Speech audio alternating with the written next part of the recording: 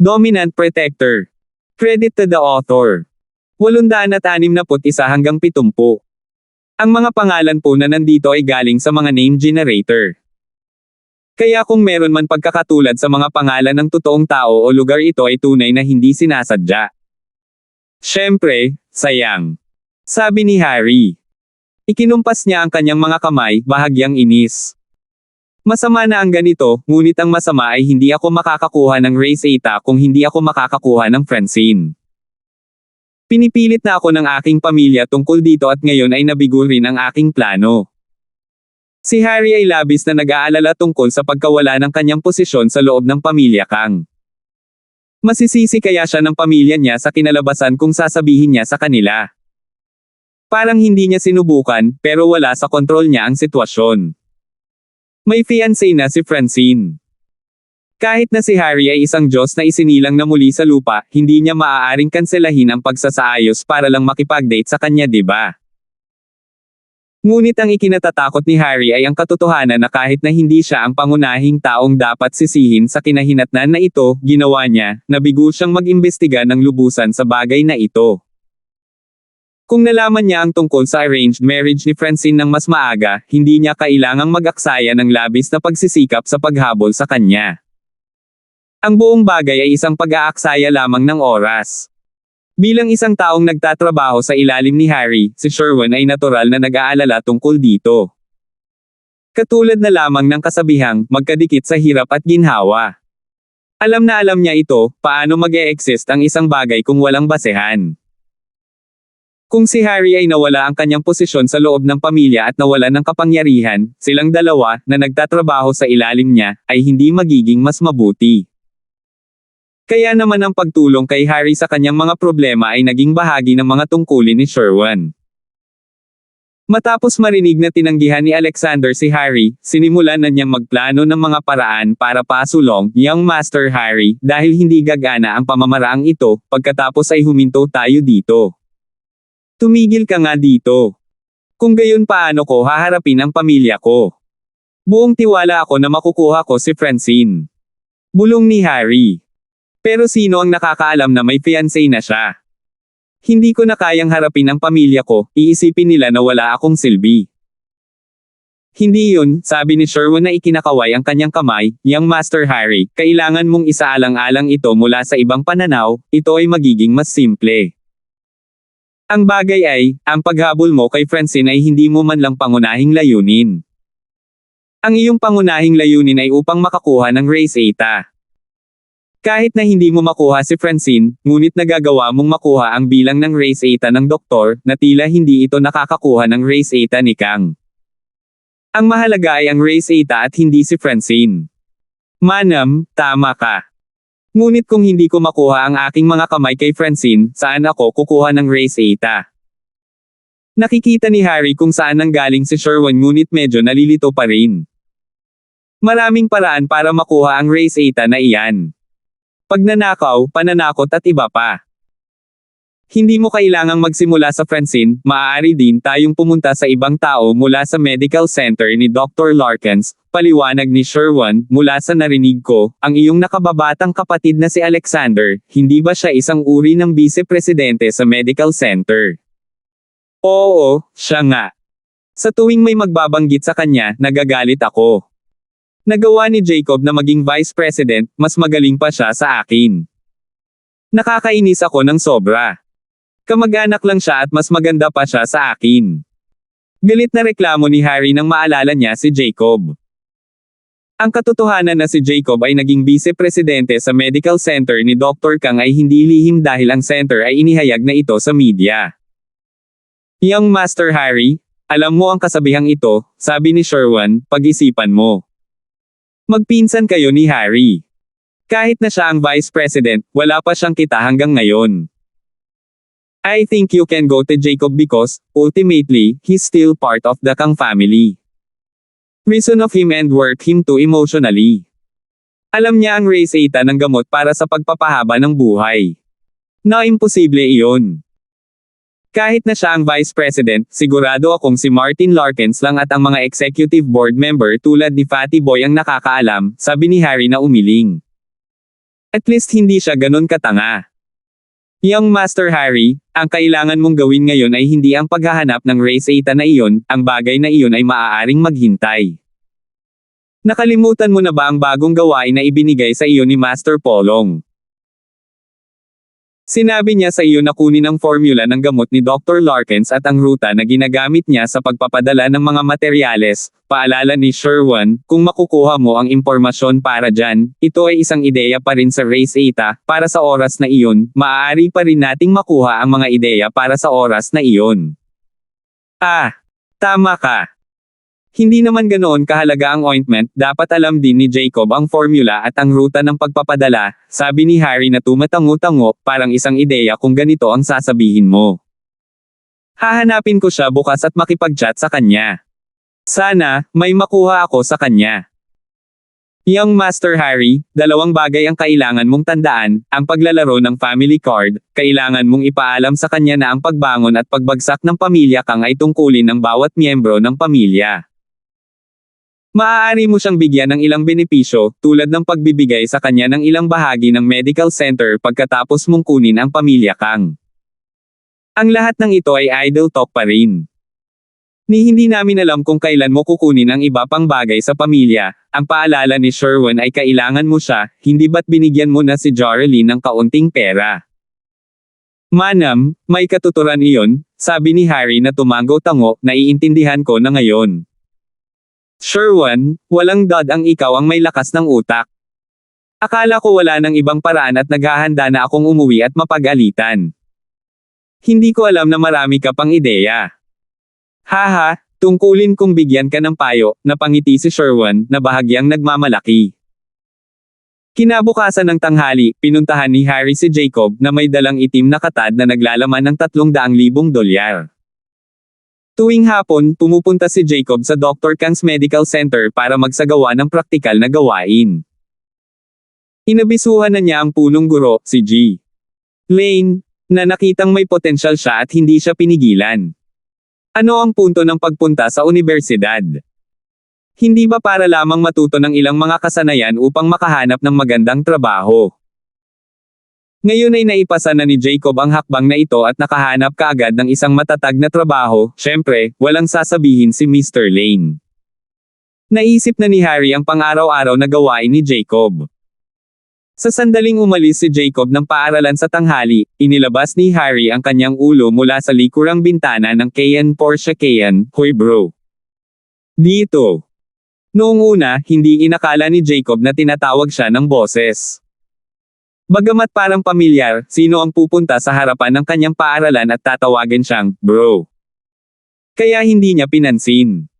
Gayunpaman, muling tumawag ang boses, Jacob. Dito.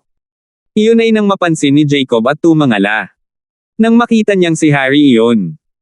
Napatigil siya bigla at naging uneasy agad ang ekspresyon niya. Noong huling pagkakataon sa lugar ni Jorelyn, niloko niya si Harry kasama si Terence ngunit hindi siya sigurado kung may nakuha si Harry.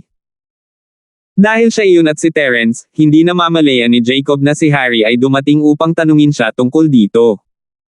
862. Harry, may kailangan ka ba? Tanong ni Jacob. Ipinapalagay niya na pinutol nilang dalawa ang lahat ng personal na relasyon noong araw na iyon ng birthday celebration party. Sa hitsura nito, ang mga tagalabas ay ipagpalagay na sila ay gawa-gawa. Tinawag din ni Jacob si Harry sa kanyang buong pangalan. Oy, bro, napaka-formal mo sa pagtawag sa akin sa buong pangalan ko, dapat pangalawa ang tawag mo sa akin. Matapang na ngumiti si Harry. Oh, medyo nabigla si Jacob sa kanyang sinabi. Siya ay mas natulala kaysa sa anumang bagay. Para saan ba itong pakana ni Harry? Masyado bang nasaktan ang ulo niya? Halika na kuya, bakit ka tumatawa lang? Sumakay ka na sa kotse. Matagal na tayong hindi nagkikitang magkapatid. Sinenyasan ni Harry ang kanyang kamay para pumasok si Jacob sa kotse. Sinadyang pinayagan ni Harry si Samson na magmaneho ng kotse, habang si Sherwin ay nakaupo sa shotgun seat. Ang lahat ng ito ay pinlano upang si Jacob ay maupo sa passenger seat kasama niya. Harry, ano ang gusto mo? Kumunat ang noo ni Jacob, ano kaya ang ibig niyang sabihin na matagal na silang hindi nagkita? Hindi ba ilang araw lang ang nakalipas na pumunta siya para maghatid ng pera kay York Joraline? Jacob, pagod ka pa ba sa pinsan mo? Haha, ang dahilan kung bakit ako nandito ay para humingi ako ng tawad sa'yo. I'm a changed man, hindi na ako ang musmos kong binata. Hindi na ako gagawa ng mga bagay na ikasusuklam ng iba, so I was hoping that I have your forgiveness. Alam ni Harry kung ano ang sasabihin upang maakit sa pandinig ng iba. Sa oras na ito nang lumabas ng gate ng paaralan sina Terence at Josephine nang mahigpit na magkahawak ang kanilang mga kamay. Nakita niya sina Jacob at Harry na nag-uusap sa isa't isa. Naramdaman niyang kakaiba ito kaya nagsalita si Terence, Jacob, anong ginagawa mo? Boss. Tuwang-tuwa si Jacob na nakita si Terence. Hindi niya siya napansin hanggang sa tinawag ang kanyang pangalan dahil wala siyang ideya kung anong laro ang nilalaro ni Kang Harry. Talagang wala siyang dahilan para ipagpatuloy ang pakikipag-chat kay Harry. Mula sa mga taon kung gaano kasama ang pakikitungo ni Harry kay Jacob, hindi ito nakalimutan. Pero, magkadugo sila, sa huli. Nakipaglaro pa siya kay York Joraline, napigilan lang ni Jacob ang sarili niya. Hindi alam ni Harry na si Terence ang utak sa likod ng kumpanyang medikal ni Miracle Dr. Larkins. Hanggang ngayon, naniniwala pa rin ang mga tao mula sa house kang na si Martin Larkins ang punong ehekutibo sa likod ng kumpanyang medikal ni Miracle Dr. Larkins. Para kay Terence, isa lang siyang walang kwentang tagamasid. Kung bakit nakapasok si Jacob sa kumpanyang medikal ni Miracle Dr. Larkins, malamang dahil nagbigay si Jacob ng formula para sa gamot ni Kang Golden Creation. Ganito na upgrade ni Jacob ang kanyang posisyon bilang Vice CEO. Kung tungkol sa kontribusyon ni Terence, wala ito. Sa totoo lang, iyon ang imaheng gustong ipakita ni Terence. Nais niyang magmukhang hindi nakakapinsala at nasa lahat ng dako, ngunit sa parehong oras, walang makakaalam ng kanyang pag-iral. Ito ang dahilan kung bakit hindi kailanman pinansin ni Harry si Terence. Kung ano man ang plano niya, hindi siya nag-abalang suriing mabuti. Kaya sumugod si Harry, Jacob, bilasan mo at sumakay ka na sa kotse. Kumain ka na ba? Dapat ba tayong maghanap ng lugar na makakainan? Boss, ito. Sinunod ni Jacob si Terence. Palagi niyang pinapahalagahan si Terence, kung hindi dumating si Terence sa sandaling iyon, aalis na sana siya. Ngayong dumating na si Terence, maaari niyang hingin ang kanyang opinyon. Gumagamot si Harry, dapat tayong lahat pumunta kung gumagamot siya. Tumango si Terence. Curious din siya kung ano ang nakaimbak ni Harry. Boss, sasama ka sa akin. Nag-aalangan na tanong ni Jacob. Bueno, nasa iyong pinsan, kung papayag siya o hindi. Ngumiti si Terence. Ang pag-uusap ni Jacob at Terence ay madaling narinig ni Harry. Lahat ng sinabi nila ay kinilala ni Harry. Nadama ni Harry ang labis na panggigipit mula sa kanyang pamilya kaya siya ay minamadali upang gumawa ng anumang aksyon na kinakailangan. Napagtanto niya na napakamasunurin ni Jacob kay Terence kaya nagpasya siyang isama rin si Terence. Sa huling pagkikita nila, noong tinanggap ni York Joraline ang kanyang kompensasyon na pera, naroon din si Terence. Mula sa pakiramdam noong huli nilang pagkikita, naramdaman ni Harry na si Terence ay hindi isang matuwid na tao. Matako siya. Kaya kung kaya ng pera ang problema, hindi na niya kailangang iwasan si Terence. Hindi man lang hinintay na magtanong si Jacob, sumugod si Harry, Terence tama ba? Matatawag tayong magkaibigan. Ilang beses na tayong nagkita. Kaya samahan mo kaming kumain. Hindi na hinahabol ni Harry si Francine, kaya hindi na niya gaanong kinasusuklaman si Terence. Higit pa rito, nagkwento na siya kay Alexander tungkol kay Terence, na lubos na kasiya siya sa ego ni Harry. Sa kanyang isip, silang dalawa ay walang anumang conflict of interest, kaya hindi naisip ni Harry na sumali si Terence. Pwede na kayong pumunta, hindi ko kailangan na naroon. Naramdaman ni Josephine na magiging abala si Terence kaya binitawan niya ang kamay ni Terence. O wala namang malaki, sabay na tayong lahat, tumingin si Terence kay Harry habang sinabi niya, pababa sa front seat ang isa mong alipors at sundan kami sa isang taxi. Sa ganoong paraan makakaupo tayong tatlo sa likod. Kinagat ni Harry ang kanyang mga ngipin sa matinding pagkabigo. Hindi ba sila masyadong naging bully? Inaanyayahan niya silang kumain, ngunit hinihiling na ang isa sa kanila ay umalis sa kanilang mga upuan. Kung hindi lang para malaman kung sino ang paraan at formula sa pagkuha ng hilaw na materyales, napasigaw siya sa sobrang sakit. Pinigilan ni Harry ang kanyang galit at sinabi kay Sherwan, "Sherwan, maaari kang tumawag ng taxi para sundan kami." Ngayon si Harry ay nakaupo sa shotgun seat, habang sina Terence, Josephine at Jacob ay nakaupo sa mga passenger seat. Nakahanap si Samson ng isang mas magandang restaurant ng hotel kaysa sa huling pagkakataon, at nagbook sila ng pribadong kwarto. Sa tabi ni Terence, nadama ni Jacob ang kapayapaan. Hindi niya kailangang mag-alala tungkol sa anumang mga pukana na maaaring binalak ni Harry. Sasama sila sa pag-iisip na makakatagpo sila ng anumang kalaban na may bukas na isipan. Pinaplano nilang mag-order ng isang buong bangkos ng mamahaling pagkain sa gastos ni Harry, ngunit pinaplano ni Harry na ituring sila kay Jacob ng masasarap na pagkain upang maakit ang kanyang mabuting panig. "Jacob, nabalitaan ko na ikaw na ang Vice CEO ni Miracle Dr. Larkins." Tanong ni Harry pagkatapos niyang mag-order ng pagkain. Pinaalis ni Harry ang mga waiter sa silid, habang tinatalakay niya ang negosyo. Oo, hindi alam ni Jacob kung ano ang pinaplano ni Harry, kaya sumagot siya ng malinaw. Sina Terence at Josephine ay mga bystanders. Umakto sila na parang hindi man lang pinapansin ang usapan. Inagaw ni Terence ang teapot mula sa ilalim ng mga kamay ni Harry, at nagbuhos ng tasa para kay Josephine habang tinatanong siya ng, "Gusto mo ba ng tsaa?" Kinabahan si Josephine. Hindi siya nakaaaliw na umupo kasama si Harry. Naalala niya ang masasakit na ekspresyon ni Joralyn. Gayunpaman, nandoon si Terence kaya panatag na ang loob ni Josephine. "Ma'am." Dinampot ni Josephine ang kanyang tasa at hinigop ito ng paunti-unti. Noon niya nakitang nakatitig si Terence sa kanya nang hindi kumukurap, kaya namula siya sa kahihiyan. Pinanood ni Terence si Josephine na umiinom ng tsaa, naalala niya ang mga romantikong nobelang iyon. Napakabata, romantiko. Naramdaman niya ang init sa kanyang balat habang inaalala ang kanyang buhay hanggang ngayon, ito ay isang maganda at kasiya siyang pamumuhay. 863. Naisip ni Terence na ang kanyang mga araw ay napakalayo kumpara sa medyo kumpleto na mga araw mula sa kanyang mga naunang taon. Hindi siya sigurado kung ito ba ay mabuti o masamang tanda, isa ba itong mapayapang kalmado o ito ba ang kalmado bago ang bagyo. Sa hitsura nito, naisip niya na maaaring may mas mataas na posibilidad ang huli.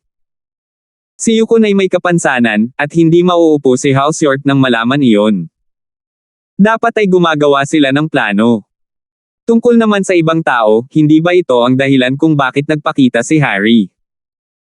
Hindi naniniwala si Terence na ang isang masamang tao na tulad niya ay maaaring maging isang banal na tao nang walang malaking pagbabago. Nang walang anumang pagkakataon para sa pagbabago, posible bang siya mismo ang namulat? Si Harry ay isang kaso ng kusang pagbabago sa pag-uugali. Napakahinala kaya naramdaman ni Terence na mayroon siyang lihim na agenda. Kaya, hindi nag-abala si Terence na bigyang pansin siya sa hapunan. Ginawa niya ang kanyang paraan upang si Harry ay pumutok sa kanyang takip. Hindi nakuha ni Harry ang teapot sa oras, mapait lamang niyang binawi ang kanyang kamay pabalik. Ang kanyang mga paa ay hindi pa rin nakikinig sa kanyang mga utos. Hindi siya makatayo para kunin ito dahil nakalagay ang teapot sa malayo sa kanya. "Well, Jacob, bahagi ka pa rin ng Housegang. Bilang mga miyembro ng Housegang, mayroon kaming sariling kumpanyang medikal. Kung gusto mong maging Vice CEO ng isang kumpanya, pumunta ka man lang sa medical company ng Miracle Doctor Kang namin. Bakit ka pupunta sa kumpanya ng ibang tao para maging Vice CEO nila? Ang mga tao ay magchichismis tungkol dito, paano mapapanatili ni Housegang ang kanilang pride kung mangyayari iyon?" Umubo si Harry para makakuha ng atensyon. "Oh, bahay Kang." Malamig na tumawa si Jacob. "Ano ang kinalaman ni Housegang sa akin? Bukod sa apelyido ko, kailan mo naisip ang tungkol sa akin?" Ibig mo bang sabihin sa akin na ang pagbisitang ito ay para ibigay ang posisyon ng Vice CEO sa medical company ni Kang? Well, haha, kahit hindi Vice CEO position, hindi magiging problema ang pagbibigay sa iyo ng stocks. Tumawa si Harry. Sa ngayon si Lolo ang may autoridad.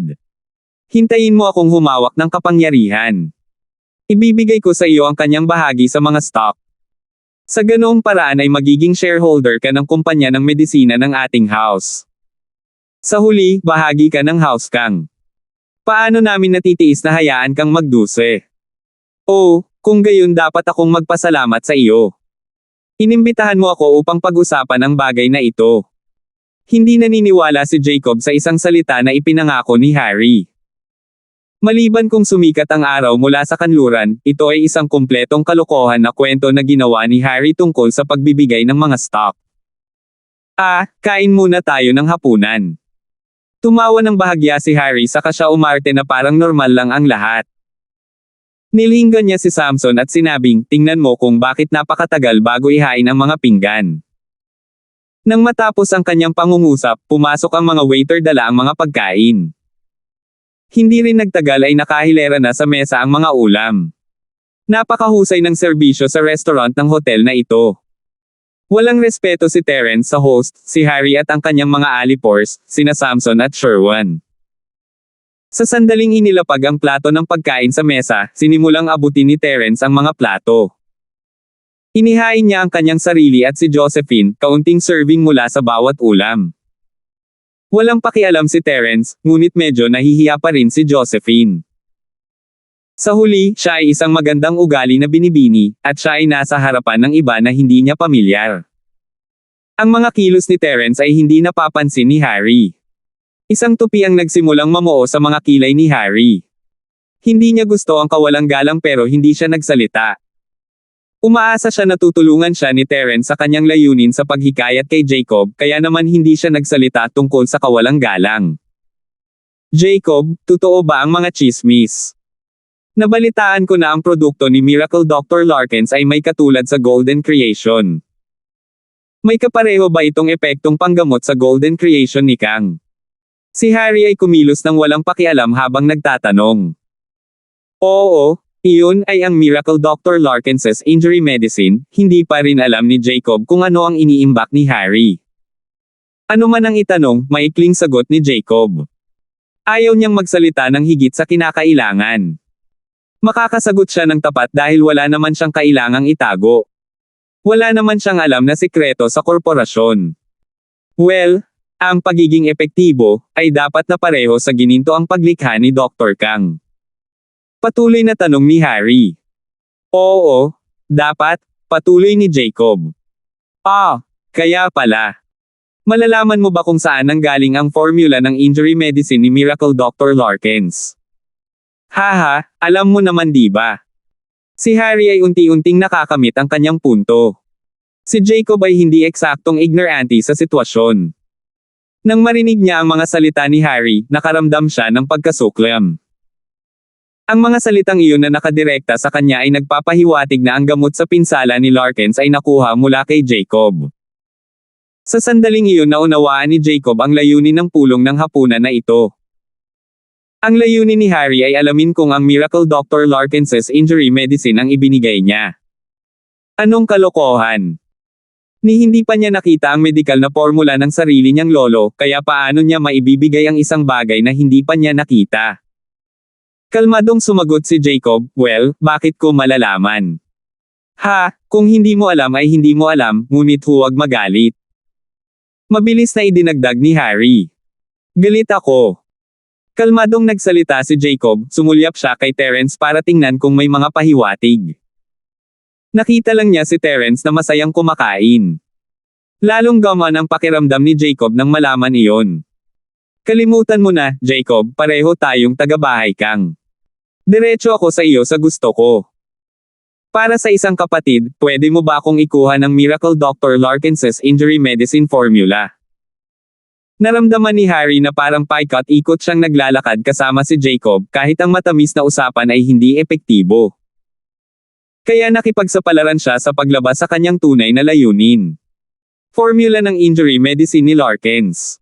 Ano ang gagawin mo dyan? Nagulat si Jacob. Wala ka na bang Miracle Dr. Kang's Golden Creation Formula? Haha, isipin mo na lang ang hiling ko. Tumawa si Harry. Kaya bilang isang Vice CEO ng kumpanyang medikal ni Miracle Dr. Larkins, madali mong makukuha ang formula na ito tama. Kahit na hindi tayo magkakapatid na may kaugnayan sa dugo, hindi ko magagawa ito nang hindi nakakakuha ng kabayaran. Sherwin. Tumayo si Sherwin at inilabas ang isang itim na malita. Inilapag niya ito sa mesa at binuksan. Ito ay maayos na nilagyan ng mga balumbon ng salapi. Nagbigay ito sa mga tao ng nakasisilaw na pakiramdam. Hindi gumamit ng credit card si Harry, ngunit ang pinili niyang gumamit ng cash ay upang pasiglahin ang pakiramdam ng tao ng kasakiman. Gusto niyang magmadali si Jacob sa isang desisyon at kunin ang malite ng pera. So ano ang ibig sabihin nito? Kumunat ang noo ni Jacob. Sa napakaraming pera sa harap niya, isang kasinungalingan ang sabihin na ang kanyang puso ay hindi naantig, ngunit si Jacob ay isang taong may prinsipyo. Hindi niya maaaring ibenta ang kumpanya para sa isang maliit na halaga ng benepisyo. To top it off, si Terence ay nakaupo mismo sa tabi niya. Kung hindi dahil kay Terence, walang magiging posible. Mukhang mali talaga ang kalkulasyon ni Harry sa pagkakataong ito. Narito ang 300,000 yuan. Kung matutulungan mo ako sa gawaing alamin ang formula para sa Miracle Dr. Larkins's Injury Medicine at supplier ng hilaw na materyales, kung gayon ang malite na ito ay pag-aari mo. Tinapik-tapik ni Harry ang malita. Mayroong 300,000 yuan dito, sa palagay ko hindi mo kikitain ang halagang iyon sa pagtatrabaho sa medikal na kumpanya ni Miracle Dr. Larkins. 864. Habang bubuksan na sana ni Jacob ang kanyang bibig para tanggihan ang alok, si Terence ang unang nagsalita. 300,000 yuan, kunin ni Jacob ang pera. Regalo ito ng iyong pinsan. Walang dahilan para tanggihan mo ang kanyang mabait na alok. Sabi ni Terence habang tumayo para kunin ang malita. Tuwang-tuwa si Harry. Iniisip niya na ang Terence na ito ay hindi gaanong hindi katulad. Sa sandali ng pangangailangan, dumating siya upang tulungan ang kanyang layunin. Si Terence ay talagang isang sakam na tao, ngunit ang katangiang iyon ay gagawin siyang predictable at madaling manipulahin. Si Harry ay isa ring sakam na tao. Dahil si Terence ang boss ni Jacob, mas pinadali nitong makipag-ayos. Oo. Gaya nga ng sinabi ni Kuya Linford. Sa ganitong kalaking pera, walang dahilan para tanggihan ito. Ngumiti ng masama si Harry. Mayroong pangalawang bahagi sa pangungusap ni Harry na hindi niya binanggit, ito ay kung kukuha ka ng pera ng iba, kailangan mong tulungan silang malutas ang kanilang mga problema. Nagulat si Jacob sa ginawa ni Terence. Bakit papayag si Terence na kunin ang pera? Hindi ba ibig sabihin ay ibigay ang formula kay Harry? Nag-aalangan si Jacob sa kanyang mga aksyon. Gusto niyang magsalita at magtanong, ngunit mas natatakot siyang sirain ang mga plano ni Terence. Jacob, ito ay ilang formula lamang. Bilang Vice CEO, dapat ay nagkaroon ka ng pagkakataong magbasa ng mga memo tungkol sa mga sekreto ng korporasyon. Pagkatapos ay maaari mo na lang ibigay ang formula sa iyong pinsan, hindi ba gagana iyon? Sinulyapan ni Terence si Jacob. Pagkatapos ay nagpatuloy siya sa pagsasalita, kung tungkol sa pagkuha ng hilaw na material, sa palagay ko ay mahirap iyon, ngunit dapat mo pa ring subukan. Oo, ganyan talaga. Kunin mo muna ako ng formula. Giit ni Harry. Hanggat mayroon siyang isang uri ng pagkilos, maaari niyang gamitin ito bilang ebidensya para iulat si Jacob para sa mga singil sa panunuhol.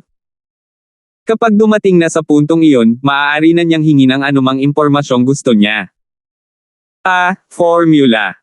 Hindi iyon magiging problema. Saad ni Terence sabay kamao sa kanyang dibdib. Tama, Jacob. Iyon. Hindi magiging imposible. Sumang-ayon si Jacob nang makita niyang nangako si Terence. Anong silbi para tanggihan niya? Kahit na hindi niya alam ang intensyon ni Terence, sumama siya sa plano. Hindi inisip ni Harry na ang kanyang agenda ay madaling maabot. Matapos ang lahat ng pagod na ginawa niya, napakasaya niya na maaari niya itong hilingin kay Jacob. Pagkatapos ng hapunan, napagkasunduan nilang magkita sa ibang araw para magkita kapag hawak na ni Jacob ang formula.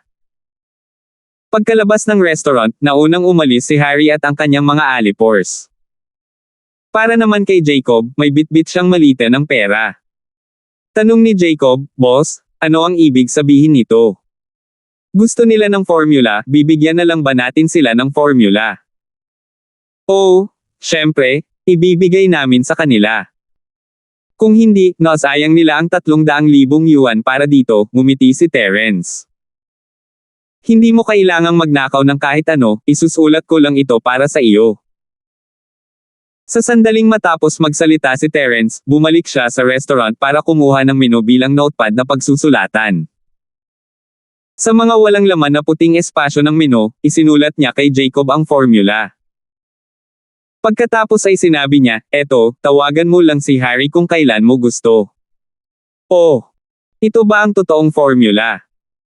Naisip ni Jacob na hindi maarak ang pagkakaroon ng tunay na formula ng Miracle Dr. Larkins's Injury Medicine. Sa pagkakaalam niya, iba ang formula sa pag-aari ni Miracle Dr. Kang. Ang formula ng Miracle Dr. Larkins ay mas murang gawin at may mas magandang epekto sa pagpapagaling kaysa sa formula ng Miracle Dr. Kang. Paano na lang ibibigay ni Terence ang formula kay Harry? Hindi ba iyon ang eksaktong kapareho ng pagbibigay ng benepisyo sa iba? Ito ang totoong formula, tumango si Terence habang nakangiti pa rin. Gayunpaman, ang formula na ito ay ang formula ng Golden Creation ng House Kang. Hindi ba't naghinala lang sila na alam mo ang kanilang formula? Ito ang perpektong oras para gamitin ang formula na ito para guluhin sila. Ang Golden Creation Formula ni Miracle Dr. Kang. "Boss, paano mo ito nalaman?" Kinailangang ulitin ni Jacob ang kanyang sarili upang matiyak na hindi niya ito mali sa pagkarinig. "Nakita ko na ang gininto ang paglikha ni Miracle Dr. Kang. Luma na ito dahil gumagamit ito ng maraming bihira at mamahaling hilaw na materyales sa paggawa. Ang mga gastos ay mas malaki kaysa sa halaga ng pagbebenta nito, kaya pinagbuti ko ang formula. Ang aking bagong formula ay mas mura at mas epektibo," kibot balikat ni Terence.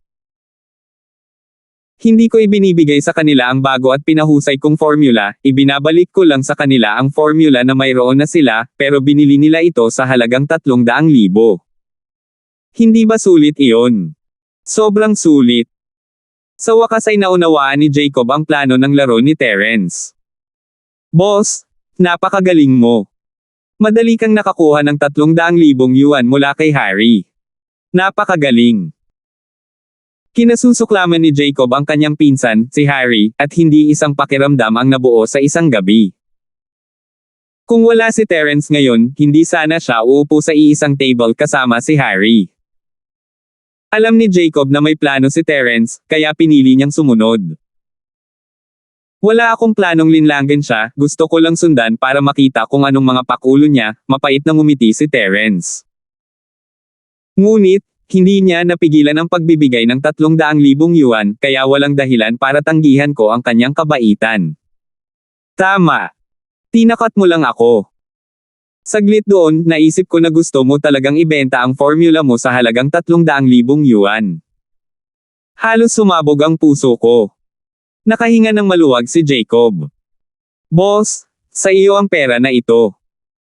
Kailangan kong pumunta sa Shantytown para sunduin si Jorelyn para ibalik siya sa kumpanya. Nitong ilang linggo, si Jacob ay babalik sa kumpanya upang matuto mula sa mga kaibigan ni Fatty Boy at Fatty Boy. Sa panahong ito, si Jacob ay nakakuha ng maraming teoretikal na kaalaman. Wala siyang pagkakataong gamitin ito sa pagsasanay. Pinahahalagahan ni Jacob ang mahalagang panahon ng pag-aaral na ito, ngunit inaasahan niya kung kailan niya ito magagamit ng husto. Ito ay ang parehong sitwasyon para kay York Jorelyn. Kahit na hindi siya madaling makagalaw, araw-araw niyang kasama si Jacob. Ang bahay ni York Jorelyn ay giniba, at ang kanilang bagong apartment ay hindi pa handa, kaya umupo sila ng pansamantalang apartment sa malapit. Ang pera na ito, maaari mong itago ito. Kunin ang iyong sarili ng lisensya sa pagmamaneho at bumili ng kotse. Sa ganoong paraan maaari mong ikot si Joralyn ng mas maginhawa at makabili ng mga kasangkapan para sa bahay ni Joralyn, walang pakialam si Terence sa pera sa Malita. Wala siyang ganang magdala ng Malita ng pera pabalik sa paaralan. Paano? Magagawa ko iyon. Sabi ni Jacob sa nagulat na tono. Hindi niya naisip na kunin ang pera. Siya ay isa sa mga tagasunod ni Terence, ngunit si Jacob ay napakamalay sa sarili. Hindi sumagi sa isip niya, ibabalik niya ang Malita bago umalis papuntang kumpanya. Malaking bagay, hawakan mo lang ang pera, binigyan ni Terence ng matigas na tapik sa mga balikat ni Jacob. Si Terence ay isang malinaw na tao, bukas palad ang pakikitungo niya sa kanyang mga kaibigan at hindi maganda ang kanyang mga kaaway. Kaya't sa tuwing lalapit sa kanya ang kanyang mga kaaway, sinusunog niya ang mga ito tuwing may pagkakataon. Katulad ng dati, nang ibigay ni Harry ang libreng pera, 300,000 yuan. Hindi tinulungan ni Jacob si Terence sa anumang bagay, ngunit hindi ito pinansin ni Terence. Mula nang ang pag-atake ni Leandro ay napigilan ni Jacob, alam ni Terence na ang kanilang pagkakaibigan ay higit pa sa ginto. Ang pagkakaibigan ay hindi tungkol sa paghingi ng benepisyo sa isa't isa, at si Terence ay hindi isang taong walang puso para kalimutan siya. Kung ganoon. Kung gayon ay buong puso kong tatanggapin. Salamat boss. Narinig ni Jacob ang mga salita ni Terence at tumango habang kinuyampan niya ang mabigat na Malita sa kanyang pagkakahawak. 865. Nagsunog ng pera si Damaso sa panahong ito at gumastos siya ng higit sa 10 milyon para kay Sumaowang na gamutin ang kondisyon ni June. Bagamat hindi na baluktot ang kanyang bibig at hindi na siya baldado, gumaling din ang kondisyong inilipat sa kanyang mga kamay at tainga, ngunit lumitaw ang mga bagong kondisyon kay June. Kawalan ng lakas. Matapos pagalingin ni June ang kanyang mga kamay at tenga, dinala siya ni Damaso sa isang bath center para hugasan ang malas at ipagdiwang ang kanyang paggaling. Dahil sa biglaang interes, humingi siya ng isang pute sa kanyang masahe ngunit nalaman niyang naging buhay na beteng siya. Uminom siya ng ilang sunod-sunod na table tas ngunit walang nangyari, si June ay nataranta at sumuray-suray na pumunta sa kwarto ng kanyang ama sa katabing pinto. Paano makakatingin si Damaso sa gilid pagkatapos humingi ng espesyal na serbisyo, si June? Agad siyang humingi ng isang babae at nagsimulang makipagsaya dito. Narinig niya ang biglang katok at halos lumundag ang puso niya sa dibdib niya. Ang bath center na ito ay teritoryo ni Coldy at si Coldy ang nagpakilala sa kanila dito. Ito ay ligtas ayon sa kanya. Hindi akalain ni Damaso na maaabala siya ng ganoon kaga. Si Damaso ay nanumpa habang sinusuot ang kanyang bathrobe at binuksan ang pinto. Sino ito? Tay, ako ito, June. Mabilis na kumatok si June sa pinto. Kinabahan si Damaso, akala niya ay pulis ang nagsasagawa ng check, o isang karibal ang nakarating dito. Nang marinig niya na ang anak niya ang kumakatok sa pinto, agad siyang sumigaw, anong kalokohan ang ginagawa mo? Muntik mo na akong mawala ng paninigas. Ano ang kakatok mo? Ha? Natigilan si June at napaiyak sa takot, tatay, wala ka rin bang lakas? Hindi. Kasalanan mo yan kung bakit mo ako tinakot. Sumimangot si Damaso ngunit biglang may napagtanto, ano ang ibig mong sabihin sa to? Impotent ka rin. Yes, Dad, may problema ako sa erectile. Anong gagawin ko? Halos mapaiyak si June, uminom ako ng 3 table tas pero walang nangyari, bigla na lang naging ganito. Tumalon si Damaso at nawala ng interes sa babae nang mawala ang kanyang sexual na pagnanasa. Agad niyang binuksan ang pinto at pinapasok si June, talaga. What on earth happened? Hindi ko alam, hindi lang. Sumimangot si June na parang patay na ang kanyang ama, tatay, magiging baldado ba ako? Si Damaso ay nagkaroon lamang ng isang anak na lalaki at umasa sa kanya upang ipagpatuloy ang bloodline. Narinig niya ang mga salita ni June at nagtanong, huwag mataranta. Sigurado ka ba tungkol dito? Oo, sigurado ako. Tumango si June, tingnan mo, ganito na ngayon. Walang pakialam si June na may isang pute sa silid. Hinubad niya ang kanyang bathrobe para tingnan ni June. Nagsimulang magpanik si Damaso at itinuro ang babae sa silid, umalis ka muna, ito ang pera mo. Huwag kang maglakas loob na pumunta at ikalat ito. Habang nagsasalita siya, isang malaking tambak ng pera ang ipinasa niya sa kanya. Alam ng dalaga na may malaking nangyari sa kanila at hindi ito naglakas loob na magsalita. Kinuha niya ang pera at mabilis na lumabas ng kwarto. June, kailan nagsimula? May mga senyales ba? Maingat na tanong ni Damaso. Hindi, tatay. Alam mo naman na nagkasakit ako sa pagkakataong ito, di ba? Ni hindi ako gumalaw ng kahit na sinong babae. Pumunta ako dito ngayon at nalaman kong may mali. Sabi ni June, mabuti naman kanina. Bago tayo pumunta sa Starfield, nagpunta ako para makipagkita sa isang manliligaw ko. So may nangyaring mali pagkatapos mong magkasakit. Hindi naman pwedeng residual effect, di ba? Iyon lang ang posibilidad na naiisip ni Damaso. Siguro. Tay, puntahan natin si Sumaowang. Kaya niyang buhayin ang isang patay. Malalaman niya ang gagawin. Narinig ni June ang pagsusuri ng kanyang ama at naisip na ito lamang ang posibilidad. Maliban sa mga natitirang epekto, walang ibang posibilidad na maisip niya. Nag-iisip ang dalawa at mabilis na nagpalit ng damit, umalis sa bath center at sumugod sa floating clouds. Nakaupo sa floating clouds, tiningnan ni Irving ang listahan ng mga papasok na kita at labis na natuwa, ha, ako ay isang henyo sa pagbuo ng ideyang ito. Hindi ko akalain na ang Tanggang June ay magbibigay sa akin ng 10 milyon sa loob ng ilang araw. Napakadaling kumita ng pera. Syempre naman. Pumayag si Cody, maganda ang ideya ni Master Irving. Syempre, hindi ito magagawa kung wala si Sumaowang. Ginawa ko lang ang trabaho ko. Kung hindi naisip ni Master Irving ang ideya na paulit-ulit na pagalingin ang iba't ibang karamdaman, hindi ako makakahingi ng napakaraming pera kahit gaano pa ako ka-Jose. Ma'am, tama. Sumaowang, hindi na kailangang maging mahinhin. Ikaw ang may pinakamalaking ambag sa pagkakataong ito at kakausapin ko ang aking ama tungkol sa iyo. Hindi kinuha ni Irving ang lahat ng kredito sa kanyang sarili. Siya ay mahusay sa pagkuha ng mga puso ng mga tao at alam kung paano gawin ang mga taong ito na magtrabaho ng tapat para sa kanya. Ang mga taong tulad ni Fabian ay lubos na tapat sa kanya.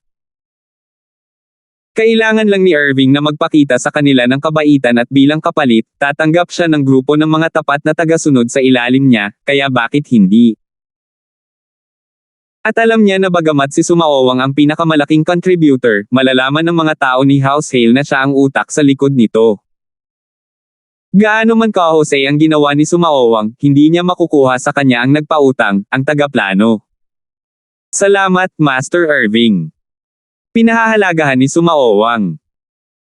Nagsimulang mag-aral ng medisina si Sumaowang mula noong siya ay 3 taong gulang at naglibot siya. Sa oras na iyon, siya ay naglalaro ng parehong mga trick pinalala ang pasyente, ngunit siya ay nasaktan ng isang mayamang pamilya at siya ay halos bogbog sa kamatayan pagkatapos na mahuli. Kung hindi dahil sa may-ari ng House Hale na si Irving, hindi siya magiging katulad niya ngayon. Kaya naman, pinahahalagahan ni Sumaowang si House Hale at naisip na ang kanyang buhay ay ibinigay sa kanila. Ano man ang itanong sa kanya ni House Hale, natural na susuportahan siya ng masigasig. Hindi siya naghanap ng anumang kapalit habang nanatili siya sa bahay Hale na may pusong suklian ang kanilang kabaitan. Ngayong kikilalanin siya ni Irving, paanong hindi siya mahahawakan? Bagamat wala siyang pakialam, hiniling niya na sana ay pahalagahan siya ni House Hale. Gayunpaman, ang house din ay tiyak na yaman. 10 milyon, sok-sok, hindi masyadong marami. Hindi pa natin nasusulit ang mga ito. Mabuti kung makakakuha tayo ng kaunti pa mula sa kanila. Malungkot na sagot ni Irving.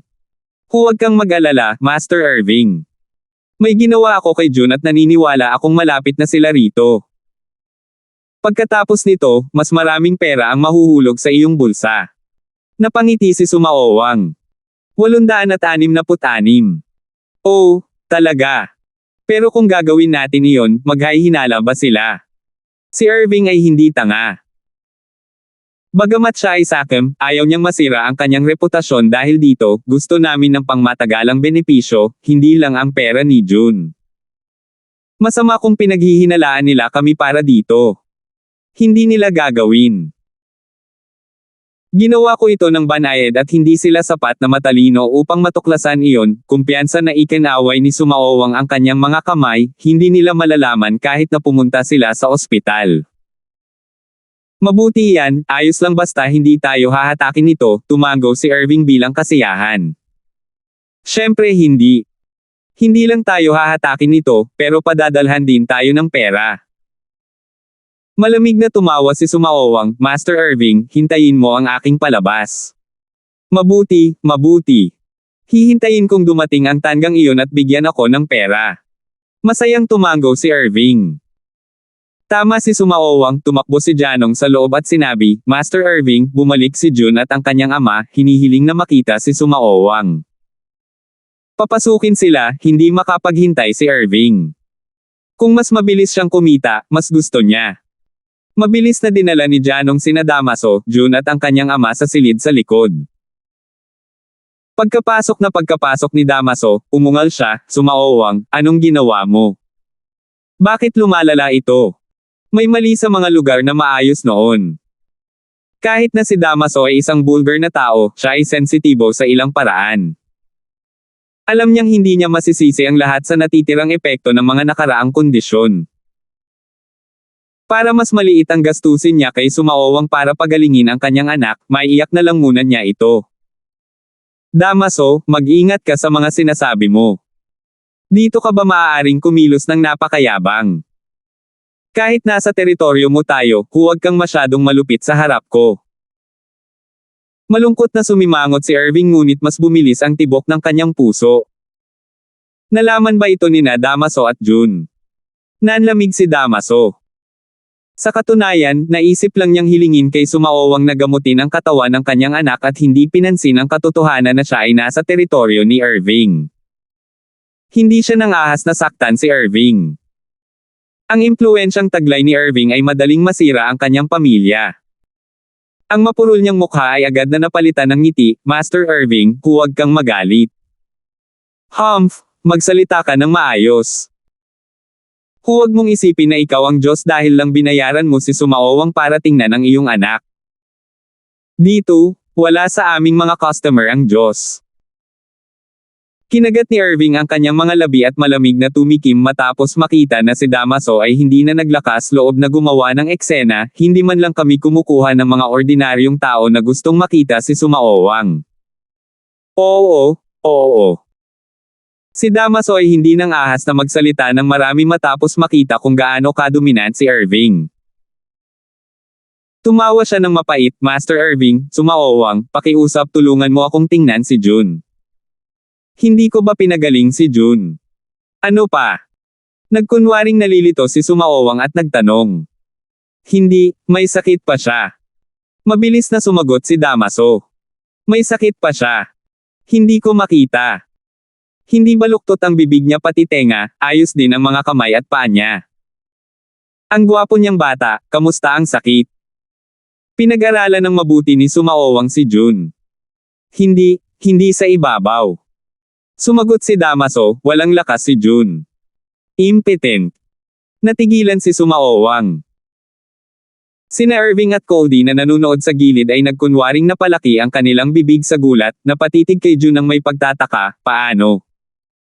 Kailan mo nalaman na ikaw ay walang lakas? Noon lang. Nagpanik si Jun, dinala ako ng tatay ko sa bath center na nasa ilalim ng Cody Bro, kaya naisip ko na maligo ako para mawala ang malas. Humingi ako ng miss, pero walang nangyari kahit na nakainom na ako ng 3 pills. Ganito ka ba dati? Kumunat ang noo ni Sumaowang at nagtanong. Hindi. Bakit ako hihingi ng miss kung alam ko? Mabilis na umiling si Jun, hindi ko posibleng masaktan si Terence para lang sa 2 babaeng iyon. Kung wala kang sakit, bakit ka uminom ng maraming pills? Malamig na tumawa si Sumaowang ng tahimik. Wala kang sakit noon, pero sobrang dami ng yin energy sa kidney mo. Ito ang impormasyong nalaman niya dati. Well. Napahiya si Jun at tumawa ng mahina, hindi ako ganoon katagal. Tumango si Sumaowang at maingat na tiningnan si Jun, fine. Ibigay mo sa akin ang iyong kamay at ipadama sa akin ang iyong palso. Okay. Mabilis na ibinigay ni Jun ang kanyang kamay kay Sumaowang at nagkunwaring sinusuri ni Sumaowang ang kanyang palso. Sa katunayan, siya ang naging sanhi ng problema ni Jun at hindi na kailangang suriin, ginagawa niya lamang ito para kay Jun at sa kanyang ama. Pagkaraan ng ilang sandali, sumimangot si Sumaowang. Hindi siya nagsalita bagkus ay pumikit siya, nawala sa pag-iisip. Si Jun at ang kanyang ama ay natakot may problema ba. Umasa si Damaso kay Jun na ipagpatuloy ang bloodline, paano niya gagawin ngayong may kapansanan si Jun? Hindi ba siya mawawala ng bloodline? Hindi yun inisip ni Jun, ngunit natatakot din siya na hindi niya magagawang makipaglaro sa mga babae sa hinaharap. Mawawalan siya ng pinakamalaking libangan sa buhay. Wala kang sakit, sa wakas ay nagsalita si Sumaowang pagkatapos ng mahabang panahon ng katahimikan. Walang sakit. Parehong nanlaki ang mga mata ni Damaso at Jun sa gulat at hindi makapaniwalang nakatingin kay Sumaowang. Sumigaw si Jun, paanong hindi ako magkakasakit? Iyan ang totoo. Sumaowang, kung hindi ka maniniwala sa akin, tatanggalin ko ang aking pantalon at ipapakita ko sa iyo. Hindi na kailangang gawin iyon, Sumaowang waved his hands, sinabi ko na okay ka dahil wala ka talagang sakit. Pero sinabi mo na ikaw ay impotent, ito ay umiiral. Oh, paano yan? Natarante si Jun. Hindi ka impotent dahil sa isang karamdaman, ngunit may gumawa ng isang bagay sa iyo. Bumantong hininga si Sumaowang at tumingin kay Jun ng may simpatiya, hindi ko akalain na si Terence ay napakasama. Hindi lang siya nakagawa ng ilang sintomas sa ibabaw, ngunit palihim kang ginawang kapansanan. Talagang tuso. Ha! Terence na naman. Narinig ni Jun na dahil iyon kay Terence at agad na nagalit, tatay, napakasama nitong Terence. Papatayin ko siya. Galit din si Damaso. Hindi niya inakala na si Terence ay sapat na masama para iwanan ang kanyang anak na may sakit na walang lunas. Jun, huwag kang mag-alala, babawiin ko siya para dito. Sige, tama na.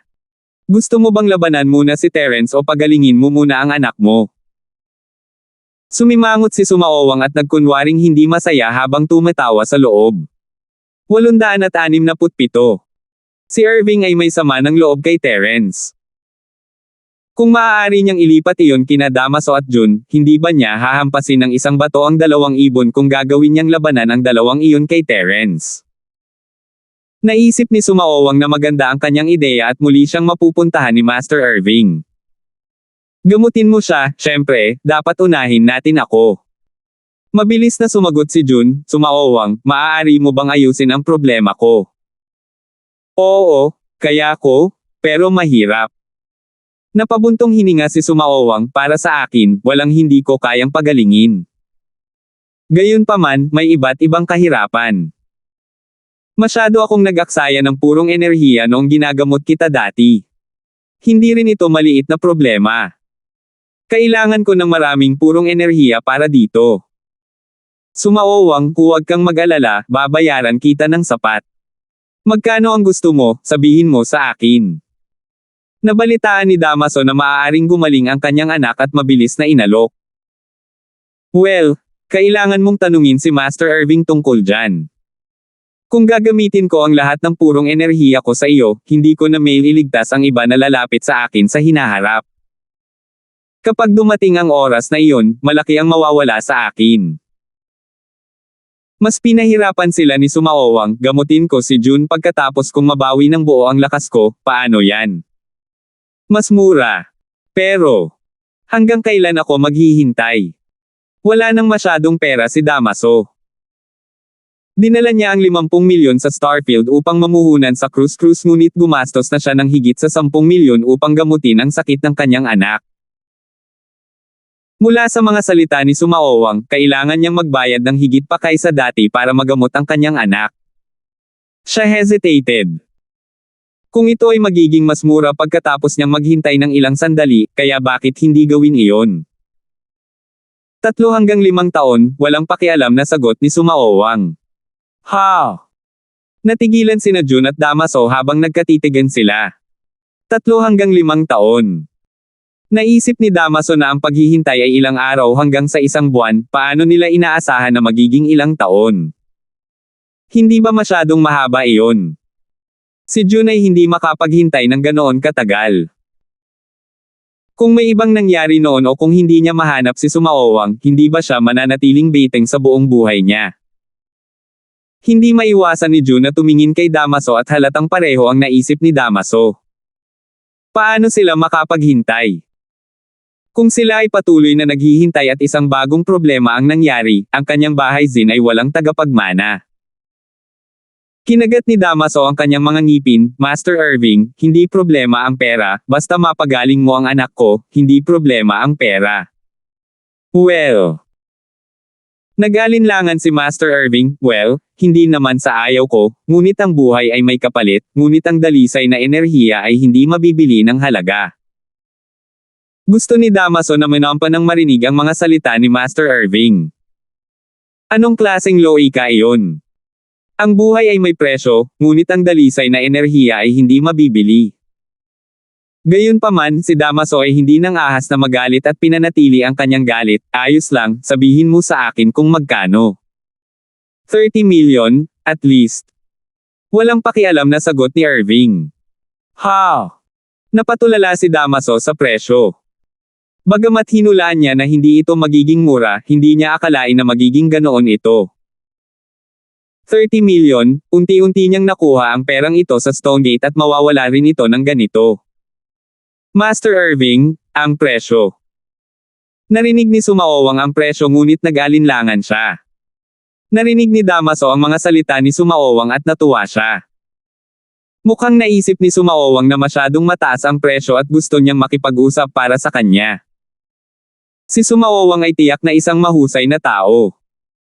Mabilis siyang sumunod, oo, ang presyo, talagang masyadong mababa. Nagpatuloy si Sumaowang, ang aking dalisay na enerhiya ay hindi mabibili ng salapi. Narinig ni Damaso ang mga salita ni Sumaowang at halos lumuwa ng dugo. Kaya naisip ni Sumaowang na ang presyo ay masyadong mababa, hindi masyadong mataas. Ang tanga niya para sundin ang mga salita niya, tulala siya. Oh! Damaso, sa tingin mo rin ba? Mukhang napakabait ko para magbigay ng ganoon kababang presyo. Tinuya ni Irving ang kanyang sarili at umiling, kung sa tingin mo, maaari kang magdagdag ng mas maraming pera. Well. Hehe, haha. Medyo siksikan ako sa pera ngayon, 30 million it is. Awkward na hinimas ni Damaso ang kanyang anit nang pumayag siyang 30 milyon. Paano siya hindi? Marahil ito ay magiging 40 milyon sa lalong madaling panahon. Ma'am! 30 million yon. Since nasabi ko na, ano sa tingin mo, Sumaowang? Tumingin si Irving kay Sumaowang at nagtanong. Okay. Kahit anong sabihin ni Master Irving, tumango si Sumaowang. Salamat, Master Irving, pupunta ako at ihahanda ko ang pera. Sabi ni Damaso, aalis muna ako kasama si Jun. Babalik kami kapag nakakuha kami ng sapat na pera. Tay, bakit hindi ka kumuha ng pera at dito ako magpapagamot? Hindi maintindihan ni Jun kung bakit siya pinaalis din ng kanyang ama. Paano namin magagawa iyon? Paano ka matrato ni Sumaowang ng walang pera? Napaka-immature. Pinandilatan ni Damaso si Jun at pinagalitan. Walang ibang paraan si Jun kundi sundan ang kanyang ama palabas ng bar. Kakaibang tanong niya, Tay, bakit mo ako hinaila palabas? Hindi ba mas mabuting gamutin ko muna ito para maiwasan ang mga problema? Nagmamadali kaming pumunta dito, akala ko residual effect na to sa dati, pero mukhang hindi naman talaga. Kaya naisip ko na pumunta muna kami sa ospital. Paano kung mapagaling nila ito? Hindi na namin kailangang ubusin ang perang ito ng walang kabuluhan. Si Damaso ay hindi tanga. Totoo yun. Nagpanik ako ng sobra. Narinig ito ni Jun at sumang-ayon siya habang Mabilis na tumango, totoo. Magagamit natin ang perang ito sa kahit ano. Hindi natin dapat gamitin ang lahat dito. Nag-usap sila at pumara ng taxi papunta sa ospital. Gayunpaman, pumunta sila sa People's First Hospital at iba pa tulad ng Specialized Hospital for Men, wala ni isa sa kanila ang nakakaalam kung ano ang problema niya. Tama si Sumaowang, wala siyang sakit. Paano malalaman ito ng mga ospital? Ito ay ganap na kagagawan ni Sumaowang, kailangan nila siya upang malutas ang problema. Paano ito magagawa ng iba? Pagkalabas nila sa mga ospital, lubos silang naniwala sa sinabi ni Sumaowang. Napabuntong hininga si Damaso, mukhang wala ka talagang sakit. Si Terence ang gumawa niyan sa'yo. Kahit itong malalaking ospital ay nagsabing wala kang sakit, mukhang si Sumaowang lang ang makakapagpagaling sa iyo. Terence, puputulan kita. Nagdikit ang ngipin ni June. Sinipa lang niya ang isang matandang babae na hindi pa niya nakita, ngunit sino siya para kay Terence para gawin ni Terence ang mga kahindek-hindek na bagay sa kanya. Anong sama ng loob niya kay Terence para gawin niya iyon? 868. June, hindi ko hahayaan itong si Terence na mawala ng madali kahit hindi mo sabihin. Siya ang nagpatalo sa akin ng 40 milyon. Paano ko ito mawawala sa walang kabuluhan? Aasahan ko ito kay Terence. Malamig na tumawa si Damaso at marahas na nagpahayag. Sino si Damaso? Kailan siya nakatanggap ng ganitong paggamot? O tama, tatay, nabalitaan ko na ang pamilya ni Cheryl ay medyo mayaman. Si Terence ay nagtatrabaho bilang kanyang bodyguard kaya bakit hindi natin siya simulan at bayaran siya ng ganitong halaga para sa atin? Agad na inilipat ni June ang kanyang atensyon kay Cheryl habang sinasandal niya ang ilang bagay tungkol kay Terence mula kay Irving. Siyempre, hindi alam ni June na sinasadya ni Irving na isiwalat ito sa kanya para gawing biktima si June. Alam ko. Inimbestigahan ko na sila. Ang Zonpong Industry ay sikat sa probinsya. Inilipat din ni Damaso ang kanyang atensyon kay Pablo. Pinag-isipan niya itong mabuti. Dahil ginawa ng anak mo na ganito ang anak ko, sino ang magbabayad nito maliban sa iyo? Hindi lang yan, kailangan mo akong gantihan. Oo. Narinig ni June ang sinabi ng kanyang ama na gusto niyang hanapin ang problema ni Cheryl, mas gamaan ang pakiramdam niya, pero kailangan nating patayin ang Terence na iyon. Hindi madaling patayin siya. Narinig ko na siya ay isang master ng unang yugto ng Mystic Division. Si Fredo, ang sumusunod kay Pablo ay master din sa huling yugto ng Gold Division. Mahirap para sa amin na gumawa ng hakbang sa kanya, Damaso ang nagkolekta ng bahagi ng impormasyong ito mismo, ngunit ang karamihan sa kung ay sa pamamagitan ni Irving. Ano ang magagawa ng isang master? Wala ba tayong mga baril? Ang mga baril at talon ay hindi maaaring tumago sa kanila. Sumagot si June ng may pang-aalipusta, tatay, mayroon kang isang team na nagpapatakbo ng negosyong walang gastos sa produksyon para magbenta ng mga baril sa Gonghai. Sabihin sa kanila na bumalik at patayin si Terence. Kahit na ang House Dean ay may ilang negosyo sa Stonegate, ang pinaka-kumikitang negosyo ay ang zero production cost na negosyo. Si House Dean ay may grupo ng mga pirata sa dagat na may codename na Team Firearms, na nanakawan ng mga cargo ship sa Gonghai Sea, na nagbibigay sa House Dean ng malaking kapalaran bawat taon. Siyempre, hindi pag-aari ni House Dean ang negosyo. Sa kanilang kakayahan lamang, hindi nila kayang bayaran ang ganoong kalaking negosyo. Si Damaso ang namamahala sa negosyo para sa isang malayong kamag-anak. Malaking bahagi ng yaman ang kinuha ng kanyang mga kamag-anak at halos 20% lang ang kinuha niya. Immature iyan. Gusto mong mahuli ang mga taong iyon at makipagbarilan sa lungsod. Hinihiling mo ba sa pulis na patayin si House Dean? Pinandilatan ni Damaso si June at umungal, bagaman ang mga magsasaka ay natatakot sa mga baril, kung gusto mong palihim na atakehin sila gamit ang 1 o 2 baril, imposibleng masaktan sila dahil napakabilis nila. Kailangan mo silang salakayin ng sama-sama bilang isang grupo upang magkaroon ng posibilidad na mabaril sila patay. Maliban kung makahanap tayo ng lugar na walang tao, mahuhuli ako bilang isang malaking grupo ng baril. Sorry dad, I was being inconsiderate. Laging iniisip ni June na ang kanyang bahay ay kahanga-hanga dahil sa pagkakaroon ng firearms team na para bang wala siyang dapat ikatakot sa anumang bagay sa mundong ito, ngunit ngayong narinig niya ang mga salita ng kanyang ama, ang naisip niya ay masyadong perpekto. Humph! Ngunit ang iyong mungkahi ay maaaring kunin. Halos may plano ako. Isang nakakatakot na kinangang sumilay sa mga mata ni Damaso, tara na at ipagamot ka muna ni Sumaowang. Dad, paano natin gagawin ito? Si June ay sabik. Plano kong hilingin sa iyong pang-apat na tiyuhin na tumulong, humingi ng tulong sa mga amo sa ilalim niya. Sabi ni Damaso. Ang pang-apat na tiyuhin ay ang kasosyo ni Damaso, 80% ng mga kita mula sa negosyo sa dagat ay pag-aari dahil si Damaso ang namamahala nito. Oh! Si Mason, ang nagtatrabaho sa ilalim ng ikaapat na tiyuhin. Mabilis na nagtanong si June, hindi ba't isa rin siyang Mystic Division Master? Oo. Noong nakikipaglaban ako para sa negosyo sa dagat, pinadala siya ng pang-apat na tiyuhin upang tulungan ako. Hindi mo ito nakita, ngunit napakahusay niya. Tila naalala ni Damaso ang nangyari noon, isang sipa, napatay niya ang isang tao sa isang sipa. Lumipad ang ulo ng taong iyon. Maaari siyang manalo laban kay Terence. Si June ay walang masyadong maraming opinyon sa mga magsasaka dahil naisip niya na ang mga taong ito ay hindi posibleng manalo laban sa mga baril. Ngunit ayon sa sinabi ng kanyang ama, imposibleng magkaroon ng malawakang putukan sa lungsod. Siyempre naman.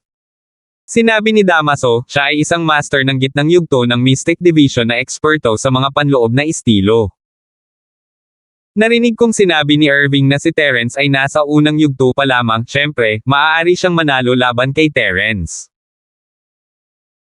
Kahit na hindi alam ni Damaso ang pagkakaiba sa pagitan ng panloob at panlabas na mga estilo, naisip niya na ang gitnang yugto ng Mystic Division ay mas mahusay kaysa sa unang yugto.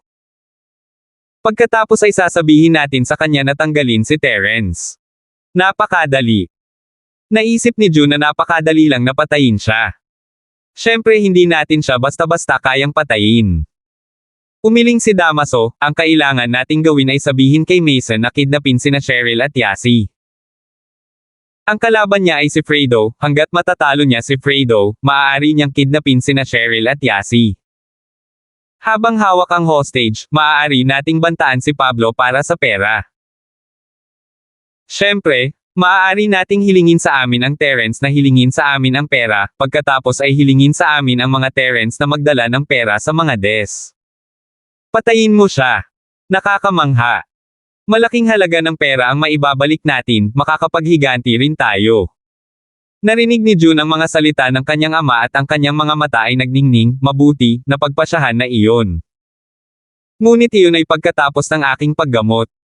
Cheryl at Yasi, paglalaroan ko sila hanggang kamatayan. Ha. Tumawa si Damaso kasama ang kanyang anak. Isang planong paghihiganti ang nabuo tulad nito. Sa Floating Clouds, malungkot na nagkomento si Irving, saan dinala ni Damaso si June.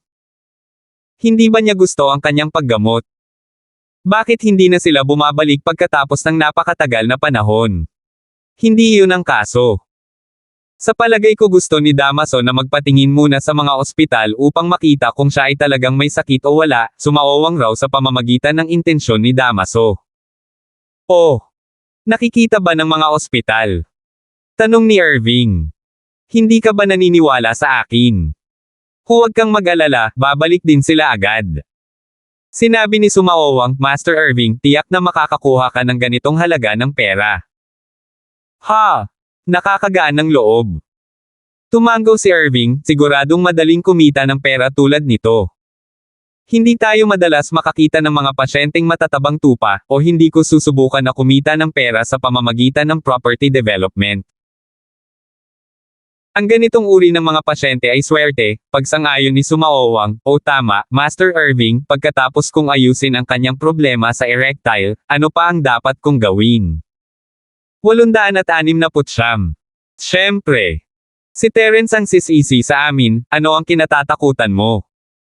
Ikinaway ni Irving ang kanyang mga kamay, ngunit kailangan nating gawin itong isang mas banayad na sakit sa pagkakataong ito. Mas mainam kung napagtanto niyang may mali pagkaraan ng ilang panahon. Totoo. Naiintindihan ko, makatitiyak ka, Master Irving. Tumango si Sumaowang at sinabing, gagawin ko itong sakit na may kinalaman sa paningin. Lalong lumalabo ang kanyang paningin hanggang sa wala na siyang makita. Siyempre, aabutin ng 1 taon ang prosesong iyon. Good. Pagkatapos nilang kumita ng sapat ngayong taon, ipapadala na naman nila sa atin. Wow! Tuwang-tuwa si Irving. Gaya ng inaasahan ni Sumaowang, ibinalik ni Damaso si Jun. Hindi nila maisip ang problema sa mga ospital at maaari lamang bumalik dito. Master Irving, nakolekta ko na ang pera. Kailan natin masisimulan ang paggamot? Ngumiti si Damaso. Natitiyak na niya ngayon na si Sumaowang lamang ang makakapagpagaling sa sakit ng kanyang anak. Bueno, ikaw ay isang matandang customer namin, maaari mong simulan ang paggamot ng mas maaga nang hindi nagbabayad. Napamura si Irving. Iniisip ko lang na dapat ko munang kolektahin ang pera, hindi alam ni Damaso kung nakita ni Irving ang kanyang layunin sa pag-alis at nakaramdam ng hiya, magsisimula na ba tayo? Tumango si Sumaowang, sige, magsisimula na tayo. Maaari kang pumunta at ilipat ang pera kay Coldy, sisimulan ko ng gamutin ang iyong anak. Sinundan ni Damaso si Coldy at natapos ang paglipat, samantala si Sumaowang ay nagpanggap na ginagamot si Jun. Hinawakan niya ang mga pilak na karayom sa kanyang kaliwang kamay at ang kanyang kanang kamay ay pumulupot ng mahigpit sa pulso ni Jun para sa pulso, gamit ang kaunting purong enerhiya upang lumikha ng init. Naramdaman ni Jun na parang nag-iinit ang kanyang katawan. Pinuno ng mga pilak na karayom ang kanyang katawan sa isang iglap na naging isang ekidna. Gayunpaman, tiwala si Jun sa kakayahan ni Sumaowang, at hindi siya natakot dito. Sa katunayan, isang karayom lamang ang nasa tamang lugar, ang iba ay para lamang sa pagpapakita at hindi sila natusok sa kanyang mga acupuncture point. May isa pang karayom na nagpapahina sa kanyang paningin. Gayunpaman, hindi iyon alam ni Jun at naisip na si Sumaowang ay may ilang uri ng mahimalang kakayahan. Ginamit ni Sumaowang ang kanyang purong enerhiya para painitin ang katawan ni Jun, siya mismo ay pawis na pawis. Sa pananaw ng isang tagalabas, para siyang gumamit ng sobrang lakas at siya ay pagod na pagod. Napabuntong hininga si Damaso kay Sumaowang. Mukhang hindi naging madali para sa kanya na kumita ng 30 milyon na ito. Gaano karaming purong enerhiya ang kailangan niyang gamitin? Mainit, sobrang init na mamamatay na ako. Nakaramdam ng sunog si Jun habang namumula ang buong katawan niya na parang pinakulo ang buhay. Jun, kailangan mong kumapit. Mabilis na inalalayan ni Damaso ang kanyang anak, natural na ang paggamot ay masakit. Alam ko. Ako. Ang Ninja Turtle ang pinakamatapang sa lahat. Nagsimulang bangulong si Jun ng ilang mga salita upang palakasin ang loob niya. Si Jun ay pinahirapan ng ganito ng mahigit 1 oras. Sa panahong ito, hindi rin naging madali si Sumaowang dahil sobrang init niya. Ngunit alang-alang sa 30 milyon, kailangan niyang kumilos na parang sulit ang kanyang paggamot. Kaya lang, magpo-promote si Damaso para sa kanya sa hinaharap, nasasabihin sa iba kung gaano kahanga-hanga si Sumaowang. May reaksyon, nagre-react. Pagkaraan ng ilang sandali, biglang natuklasan ni Jun na ang kanyang ibabang bahagi ng katawan ay nagre-react at tuwang-tuwang sumigaw, "Tatay, ito ay nakatayo." Oh! Ang galing! Lumapit si Damaso para tingnan at natuwa, si Sumaowang ay tiyak na napakatalino. Kaya pa ni Sumaowang na pagalingin ang isang sakit na hindi kayang pagalingin ng mga ospital. Siyempre! Sumaowang ito. Natuwa si Irving ngunit lihim na tinawag na tulala si Damaso. Kagagawan iyon ni Sumaowang, sino pa ang makakapagpagaling nito maliban sa kanya? Sa wakas ay tumigil si Sumaowang at pinunasan ang pawis sa kanyang noo, sige, gumaling na siya. Pero wala na akong lakas at kailangan ko ng magpahinga. Salamat sa iyong pagsusumikap. Tiningnan ni Damaso kung gaano pagod si Sumaowang at naramdaman niyang sulit ang 30 milyon. Bagamat maraming beses siyang nagbigay ng mga panggagamot sa kanyang anak, wala sa mga nakaraang paggamot ang kasing hirap sa pagkakataong ito. Mukhang mahirap gamutin ang problema ng kanyang anak. Ikinaway ni Sumaowang ang kanyang mga kamay nang hindi nagsasalita at naupo doon na nakapikit, samantala si Jun ay tuwang-tuwa na tumalon-talon, bumalik na talaga sa dati. Bumalik na. Mabuti iyon. Nakahinga ng maluwag si Damaso, salamat, Master Irving at Sumaowang. Wala yon. Congratulations sa anak mo sa pagbawi ng kapangyarihan ng isang lalaki. Ngumisi si Irving, ngunit ang iyong 30 milyon ay hindi gaanong sulit. Bakit mo nasabi iyan? Hindi inaasahan ni Damaso na sasabihin ito ni Irving. Kung hindi dahil sina Cheryl at Yasi na nakikisali sa negosyo ng Kung si Terence ay hindi humakbang para sa kanila, bakit si Jun ay magkakaroon ng napakaraming problema? Paano ka malulugi? Sinimulan ni Irving na hikayatin ang dalawa na maghiganti. Alam ko. Hindi ko siya papakawalan ng ganoon kadali sa pagkakataong ito. Ngunit, sana ay matulungan tayo ni Master Irving at maimbestigahan ang Zanpong Industry para sa atin. Naisip ni Damaso na dahil hindi siya pamilyar sa lugar, kailangan niya ng isang lokal kung gusto niyang lumipat sa Starfield. Si Teofisto ay halatang lumayo sa kanya nitong mga nakaraang araw, narinig din ni Damaso ang tungkol sa sama ng loob ni na Teofisto at Terence. Lihim niyang tinuwanan si Teofisto dahil sa pagiging duwag at sumuko sa kanya, at sa halip ay nakipagtulungan kay Coldy. Iyan ay hindi isang problema, Irving na bukas palad na tumango, kung tutuusin, kami ay pamilyar ngayon, maaari kitang tulungan sa bagay na iyon. Ngunit, paano mo ito planong gawin? Kung hindi ito masyadong magulo, maaari ba akong magbigay sa iyo ng ilang o dalawang payo? Matagal na akong karibal ni Terence. Nangahas si Damaso na ihayag ang kanyang intensyon nang hindi nagtatakip ay dahil narinig niya ang sama ng loob ni na Irving at Terence. Ang kaaway ng isang kaaway ay isang kaibigan, naniniwala siya na hindi siya ibebenta ni Irving. Bueno, ito ang pinlano ko. Isiniwalat ni Damaso ang kanyang plano kay Irving. Magandang plano yan. Bakit hindi ko naisip yun kanina? Agad namang sinuportahan ni Irving ang plano matapos itong marinig. Gamit ang Mystic Division Master para kidnapin muna sina Cheryl at Yasi, hikayatin si Terence sa isang desolated area pagkatapos ay papatayin siya gamit ang mga machine gun, masusugatan siya ng husto kahit hindi siya mamatay. Pagkatapos, sabihin sa Mystic Division Master na patayin si Terence, anong plano? Palaging iniisip ni Irving na maghanap ng isang master na mas mataas ang dibisyon kaysa kay Terence at manalo sa isang laban-laban sa isa, ngunit binaliwala niya ang isang mahalagang katotohanan. Mas makapangyarihan ang isang grupo kaysa sa isang tao. Hindi ba kayang pumatay ng isang dosenang baril ng isang Terence? 870. Bakit, iniisip din ba ni Master Irving na magagawa ang plano? Natuwa si Damaso na malaman na kinilala ni Master Irving ang kanyang plano. Oo, napakagandang gawin. Tumango si Irving at sumulyap kay Coldy, ano sa palagay mo? Talagang magagawa ito. Tumango rin si Coldy bilang pagsang-ayon, ibibigay ko sa iyo ang lahat ng impormasyong kailangan mo. Kung gayon, magpapasalamat muna ako sa iyo, Coldy bro. Mabilis na nagpasalamat si Damaso sa kanya, babalik ako at kokentaken muna ang master na iyon. Teka. Muling nagsalita si Sumaowang. Sumaowang, anong meron? Huminto si Damaso sa kanyang kinatatayuan. Dahil nagsalita si Sumaowang, hindi niya ito pinabayaan at tumalikod. Ang kalagayan ng iyong anak ay nagpaalala sa akin.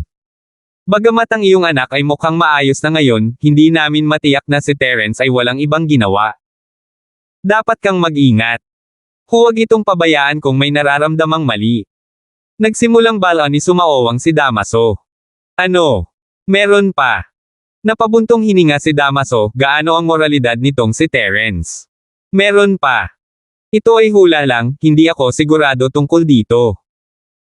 Tutal, naisip ko lang ito pagkatapos ng nangyari ngayon, napabuntong hininga si Sumaowang habang sumagot. Sumaowang, maaari mo bang suriin muli ang katawan ni Jun? Maingat na tanong ni Damaso. Wala na akong makikita ngayon. Paano ako magsasagawa ng pagsusuri kung hindi pa ito nangyayari? Hindi ko masusuri ang bawat bahagi ng kanyang katawan, hindi ba?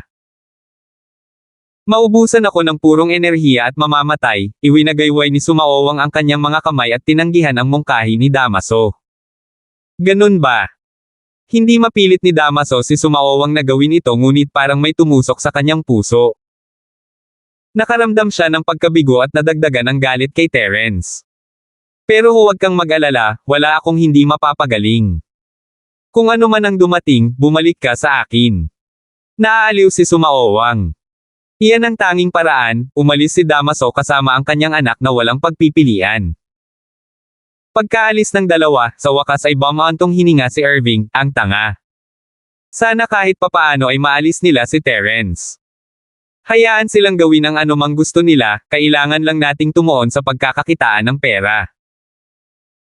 Sabi ni Cody, Master Irving, mayroon na tayong 40 milyon sa ating account, bubuuin ba natin ang orphanage ngayon?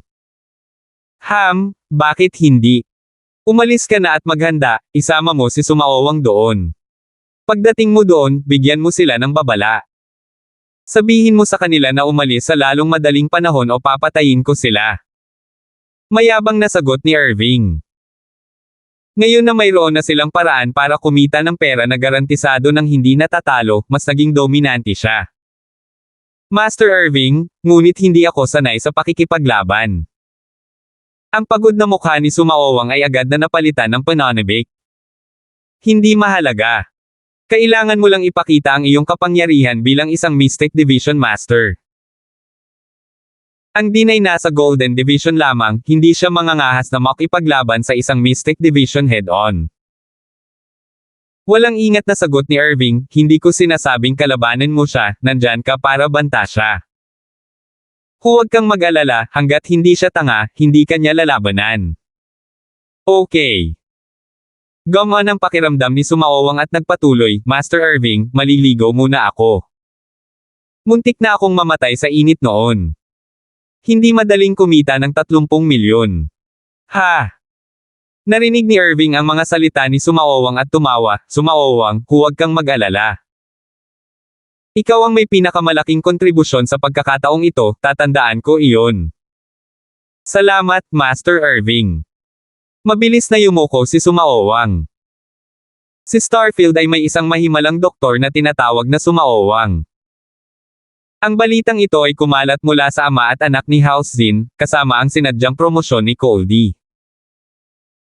Ang pangalan ni Sumaowang ay mabilis na nakilala sa matataas na uri ng lipunan ng Starfield. Kahit maraming tao sa labas ng probinsya ay nalaman ang tungkol sa kanya.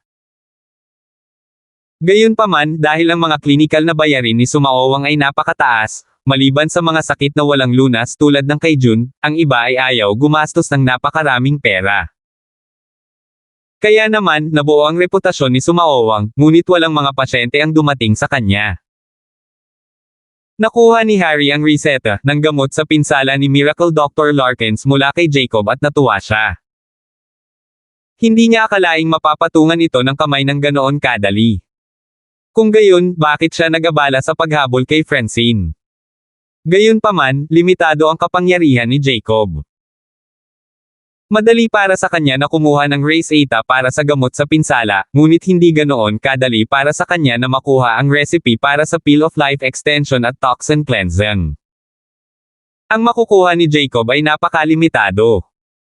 Mukhang kailangan niyang kumilos mula sa panig ni Martin Larkins. Siyempre, lahat ng ito ay darating mamaya dahil mayroon siyang isang bagay na maaari niyang ibigay ngayon.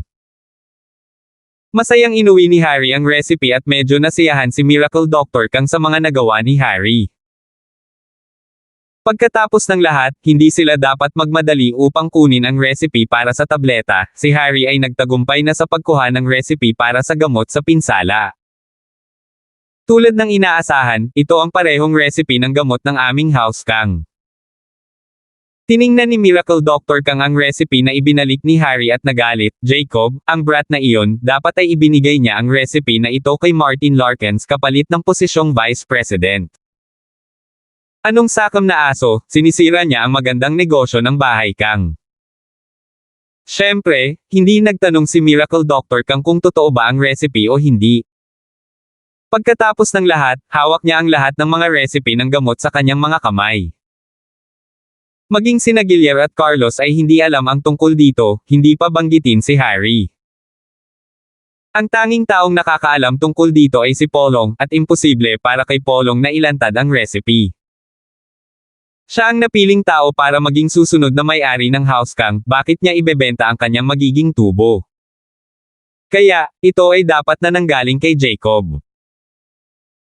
Oo, maaari niyang ibenta ito sa akin sa halagang 300,000 yuan lamang. Siyempre, maaari niyang ibenta ito kay Martin Larkins para sa Vice President post. Tumango si Harry bilang pagsang-ayon. Humph! Kung oo, huwag mo akong sisihin. Malamig na tumawa si Miracle Doctor Kang. Oo, Lolo, hindi natin sila papakawalan ng ganoon kadali. Harry, maganda ang ginawa mo. Hindi ko nakitang darating ito. Akala ko, ang lolo mo, isa ka lamang walang kwentang young master, ngunit tiyak na magagawa mo ang mga bagay-bagay. Pagkatapos ng pagmumura ni Miracle Doctor Kang kay Jacob, sa wakas ay nagpakita siya ng masayang ngiti. Magaling, mabibigyan natin sila ng malaking sorpresa sa conference ng kanilang bagong produkto ngayong nakuha na natin ang kanilang recipe bago ibenta ang produkto ni Miracle Dr. Larkins. Salamat po at sinamahan ninyo ako, ingat lagi mga master.